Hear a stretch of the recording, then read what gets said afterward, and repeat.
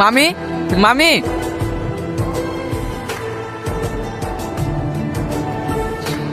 রোহন, ভালো আছো মধু? হ্যাঁ মামি, ভালো আছি। হ্যালো মামি। বাড়ির সবাই ভালো আছে তো? হ্যাঁ, সবাই ভালো আছে। মামা কোথায় গেছে? তুমি আসবে শুনে তোমার বাবা বাজারের দিকে গেছে। যাও মধু, ঘরে উঠে বসো। কি রে, তুই তো অনেক বড় হয়ে গেছিস। তুই আবার ছোট আছিস নাকি? ভালো আছি। হ্যাঁ, তুই? আরে আমি তো সবসময় ভালো থাকি রে। হ্যাঁ বলো। কোথায় আছো? একটু মামাদের বাড়ি এসছি, বিকালেই চলে যাব। ঠিক আছে। গার্লফ্রেন্ড নাকি? আরে না না, সামাদ ভাইয়ের বউ ফোন করেছিল। অনেকদিন পর বাইরে থেকে বাড়ি এসছি তো, তাই কোথায় আছে জিজ্ঞেস করলো। তুই ঘরে গিয়ে বস গা, আমি তোর লেগে চা করে নিয়ে আসছি। আরে ওসব কিছু করতে হবে না। বকিস না তো, চা ঘরে গিয়ে বস গা। তুই ডিম খেতে ভালোবাসিস, তাই তোর জন্য 4টে ডিম নিয়ে আসলাম। আমি ডিম খেতে ভালোবাসি, তোকে কে বললো? তুই ডিম খেতে ভালোবাসিস, হ্যাঁ আমি জানবো না?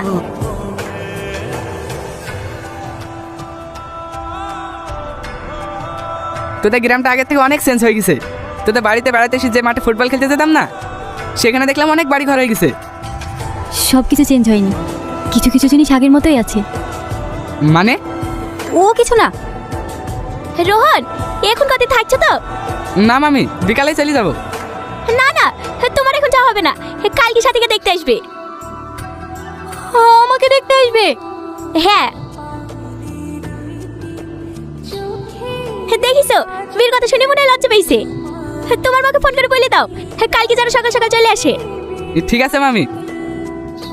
কি রে, একা একা বসে কি করছিস? কি রে সাথী, কাচ্চি কেনে? ও কিছু না, এমনি। কি হয়েছে আমাকে বল, কেউ কিছু বলেছে তোকে? না ভাবি। তাহলে তুই কাচ্চি কেনে? আমি এমনি করবো না ভাবি, আমি একজনকে ভালোবাসি। কাকে? রোহনকে। রোহনকে? ও জানে না। কবে থেকে ভালোবাসিস? ছোটবেলা থেকে। ওকে বলবো বলবো করে আমি ভয় বলতে পারিনি। ভাবি, তুমি একটু আব্বাকে বলো না, আমি বিয়ে করবো না।